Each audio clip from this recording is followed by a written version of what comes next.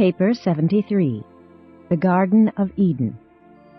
The cultural decadence and spiritual poverty resulting from the Caligastia downfall and consequent social confusion had little effect on the physical or biologic status of the Urantia peoples.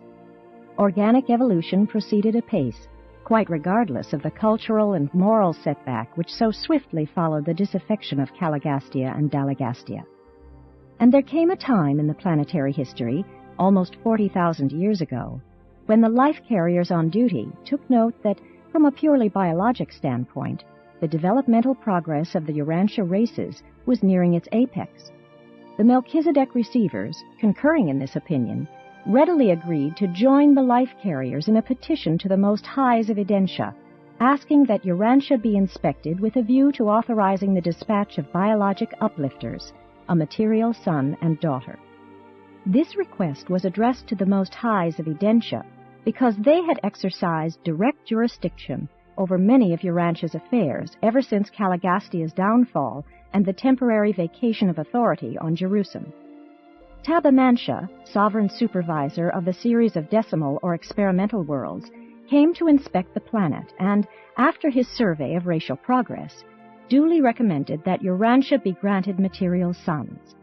In a little less than 100 years from the time of this inspection, Adam and Eve, a material son and daughter of the local system, arrived and began the difficult task of attempting to untangle the confused affairs of a planet retarded by rebellion and resting under the ban of spiritual isolation. 1. The Nodites and the Amadonites. On a normal planet, the arrival of the material sun would ordinarily herald the approach of a great age of invention, material progress, and intellectual enlightenment. The post-Adamic era is the great scientific age of most worlds, but not so on Urantia. Though the planet was peopled by races physically fit, the tribes languished in the depths of savagery and moral stagnation. 10,000 years after the rebellion, practically all the gains of the prince's administration had been effaced. The races of the world were little better off than if this misguided son had never come to Urantia. Only among the Nodites and the Amadonites was there persistence of the traditions of Dalmatia and the culture of the planetary prince. The Nodites were the descendants of the rebel members of the prince's staff, their name deriving from their first leader, Nod, one-time chairman of the Dalmatia Commission on Industry and Trade. The Amadonites were the descendants of those Andonites who chose to remain loyal with Van and Amadon. Amadonite is more of a cultural and religious designation than a racial term. Racially considered, the Amadonites were essentially Andonites.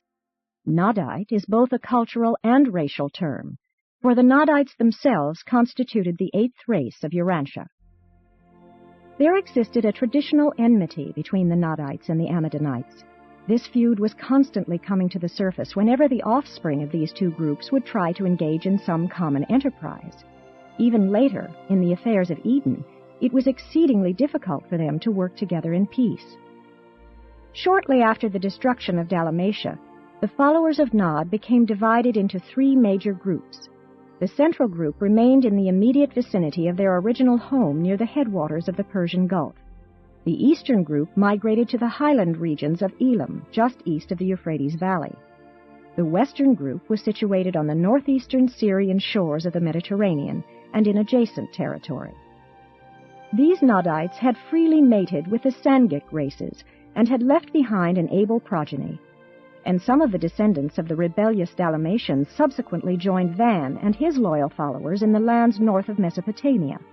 Here, in the vicinity of Lake Van and the southern Caspian Sea region, the Nodites mingled and mixed with the Amadonites, and they were numbered among the mighty men of old. Prior to the arrival of Adam and Eve, these groups, Nodites and Amadonites, were the most advanced and cultured races on Earth. 2. Planning for the garden.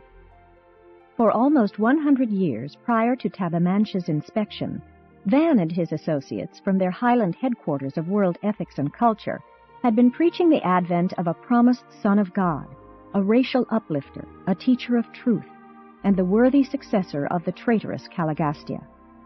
Though the majority of the world's inhabitants of those days exhibited little or no interest in such a prediction, Those who were in immediate contact with Van and Amadon took such teaching seriously and began to plan for the actual reception of the promised son. Van told his nearest associates the story of the material sons on Jerusalem, what he had known of them before ever he came to Urantia. He well knew that these Adamic sons always lived in simple but charming garden homes, and proposed, 83 years before the arrival of Adam and Eve, that they devote themselves to the proclamation of their advent and to the preparation of a garden home for their reception. From their Highland headquarters and from 61 far-scattered settlements, Van and Amadon recruited a corps of over 3,000 willing and enthusiastic workers who, in solemn assembly, dedicated themselves to this mission of preparing for the promised, at least expected, son. Van divided his volunteers into 100 companies with a captain over each, and an associate who served on his personal staff as a liaison officer, keeping Amadon as his own associate. These commissions all began in earnest their preliminary work, and the Committee on Location for the Garden sallied forth in search of the ideal spot. Although Caligastia and Dalagastia had been deprived of much of their power for evil, they did everything possible to frustrate and hamper the work of preparing the garden. But their evil machinations were largely offset by the faithful activities of the almost 10,000 loyal Midway creatures who so tirelessly labored to advance the enterprise. 3. The garden site. The Committee on Location was absent for almost 3 years. It reported favorably concerning 3 possible locations. The first was an island in the Persian Gulf. The second, the river location subsequently occupied as the second garden. The third, a long, narrow peninsula, almost an island, projecting westward from the eastern shores of the Mediterranean Sea. The committee almost unanimously favored the third selection. This site was chosen, and 2 years were occupied in transferring the world's cultural headquarters, including the Tree of Life, to this Mediterranean peninsula.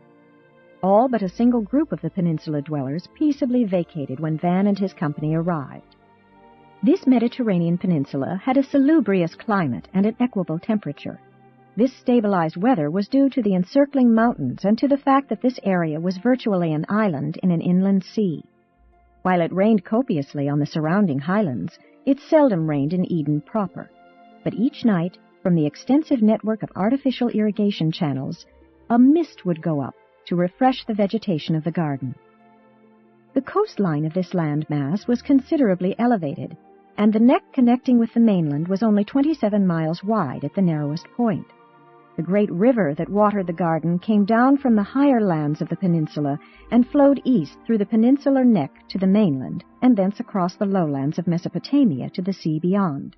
It was fed by 4 tributaries which took origin in the coastal hills of the Edenic Peninsula, and these are the 4 heads of the river which went out of Eden, and which later became confused with the branches of the rivers surrounding the second garden. The mountains surrounding the garden abounded in precious stones and metals, though these received very little attention. The dominant idea was to be the glorification of horticulture and the exaltation of agriculture. The site chosen for the garden was probably the most beautiful spot of its kind in all the world, and the climate was then ideal. Nowhere else was there a location which could have lent itself so perfectly to becoming such a paradise of botanic expression. In this rendezvous, the cream of the civilization of Urantia was foregathering. Without and beyond, the world lay in darkness, ignorance, and savagery. Eden was the one bright spot on Urantia. It was naturally a dream of loveliness, and it soon became a poem of exquisite and perfected landscape glory. 4. Establishing the garden. When material sons, the biologic uplifters, begin their sojourn on an evolutionary world, their place of abode is often called the Garden of Eden because it is characterized by the floral beauty and the botanic grandeur of Edentia, the constellation capital. Van well knew of these customs and accordingly provided that the entire peninsula be given over to the garden. Pasturage and animal husbandry were projected for the adjoining mainland. Of animal life, only the birds and the various domesticated species were to be found in the park. Van's instructions were that Eden was to be a garden, and only a garden. No animals were ever slaughtered within its precincts. All flesh eaten by the garden workers throughout all the years of construction was brought in from the herds maintained under guard on the mainland. The first task was the building of the brick wall across the neck of the peninsula. This once completed, the real work of landscape beautification and home building could proceed unhindered. A zoological garden was created by building a smaller wall just outside the main wall.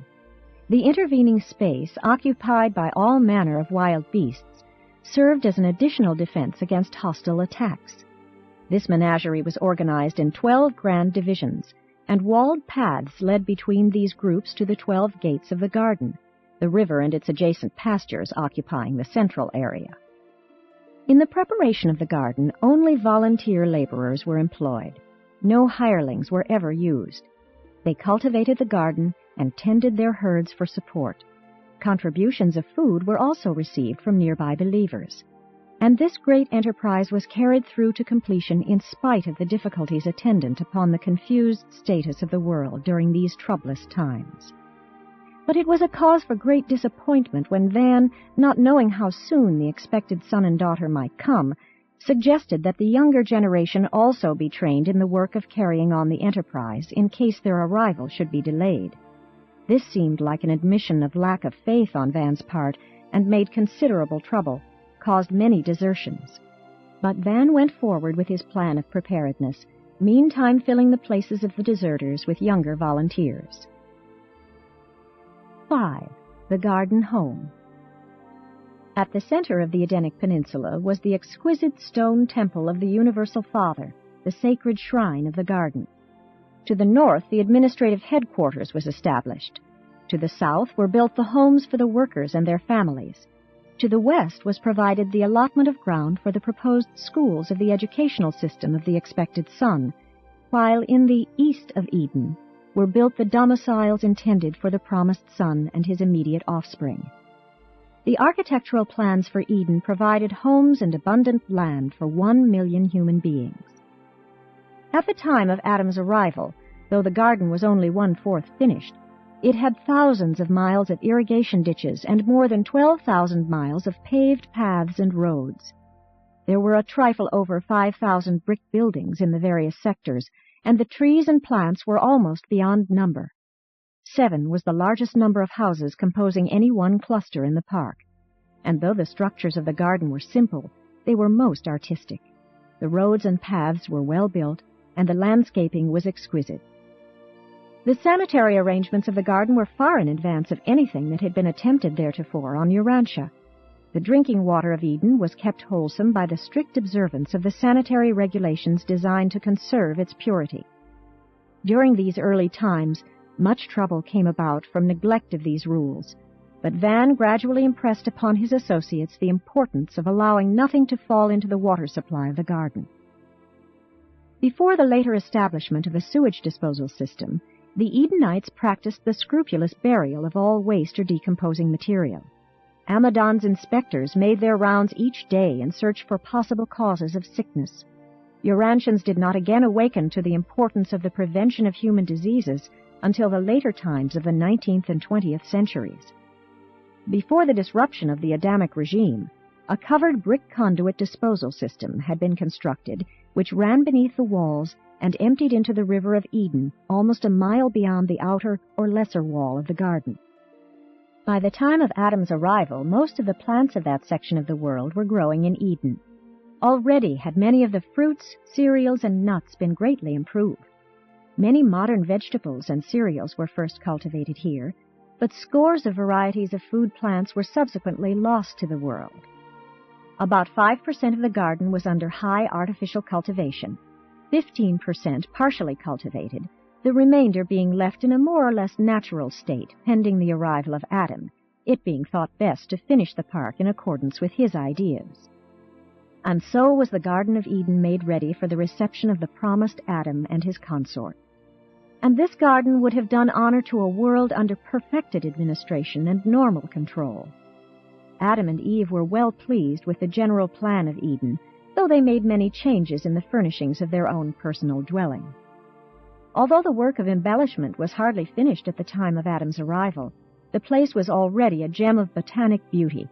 and during the early days of his sojourn in Eden, the whole garden took on new form and assumed new proportions of beauty and grandeur. Never before this time, nor after, has Urantia harbored such a beautiful and replete exhibition of horticulture and agriculture. 6. The Tree of Life. In the center of the garden temple, Van planted the long-guarded Tree of Life, whose leaves were for the healing of the nations, and whose fruit had so long sustained him on earth. Van well knew that Adam and Eve would also be dependent on this gift of Edentia for their life maintenance after they once appeared on Urantia in material form. The material suns on the system capitals do not require the Tree of Life for sustenance. Only in the planetary repersonalization are they dependent on this adjunct to physical immortality. The Tree of the Knowledge of Good and Evil may be a figure of speech, a symbolic designation covering a multitude of human experiences, but the Tree of Life was not a myth. It was real, and for a long time was present on Urantia. When the Most Highs of Edentia approved the commission of Caligastia as planetary prince of Urantia, and those of the 100 Jerusalem citizens as his administrative staff, they sent to the planet by the Melchizedeks a shrub of Edentia, and this plant grew to be the Tree of Life on Urantia. This form of non-intelligent life is native to the constellation headquarters spheres, being also found on the headquarters worlds of the local and super-universes, as well as on the Havona spheres, but not on the system capital. This superplant stored up certain space energies, which were antidotal to the age-producing elements of animal existence. The fruit of the Tree of Life was like a superchemical storage battery, mysteriously releasing the life extension force of the universe when eaten. This form of sustenance was wholly useless to the ordinary evolutionary beings on Urantia, but specifically it was serviceable to the 100 materialized members of Caligastia's staff and to the 100 modified Andonites who had contributed of their life plasm to the prince's staff and who in return were made possessors of that complement of life which made it possible for them to utilize the fruit of the Tree of Life for an indefinite extension of their otherwise mortal existence. During the days of the prince's rule, the tree was growing from the earth in the central and circular courtyard of the Father's temple. Upon the outbreak of the rebellion, it was regrown from the central core by Van and his associates in their temporary camp. This Edentia shrub was subsequently taken to their highland retreat, where it served both Van and Amadon for more than 150,000 years. When Van and his associates made ready the garden for Adam and Eve, they transplanted the Edentia tree to the Garden of Eden, where once again it grew in a central circular courtyard of another temple to the Father. And Adam and Eve periodically partook of its fruit for the maintenance of their dual form of physical life.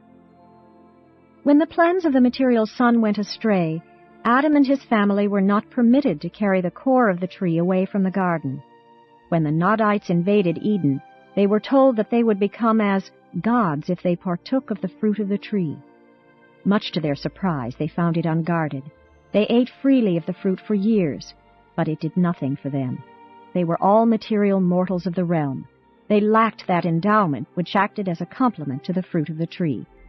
They became enraged at their inability to benefit from the Tree of Life, and in connection with one of their internal wars, the temple and the tree were both destroyed by fire. Only the stone wall stood until the garden was subsequently submerged. This was the second temple of the Father to perish. And now must all flesh on Urantia take the natural course of life and death. Adam, Eve, their children, and their children's children, together with their associates, all perished in the course of time, thus becoming subject to the ascension scheme of the local universe, wherein mansion world resurrection follows material death. 7. The Fate of Eden. After the first garden was vacated by Adam, it was occupied variously by the Nodites, Cutites, and the Suntites. It later became the dwelling place of the northern Nodites who opposed cooperation with the Adamites. The peninsula had been overrun by these lower-grade Nodites for almost 4,000 years after Adam left the garden when, in connection with the violent activity of the surrounding volcanoes and the submergence of the Sicilian land bridge to Africa, the eastern floor of the Mediterranean seas sank, carrying down beneath the waters the whole of the Edenic Peninsula. Concomitant with this vast submergence, the coastline of the eastern Mediterranean was greatly elevated. And this was the end of the most beautiful natural creation that Urantia has ever harbored. The sinking was not sudden, several hundred years being required completely to submerge the entire peninsula. We cannot regard this disappearance of the garden as being in any way a result of the miscarriage of the divine plans or as a result of the mistakes of Adam and Eve.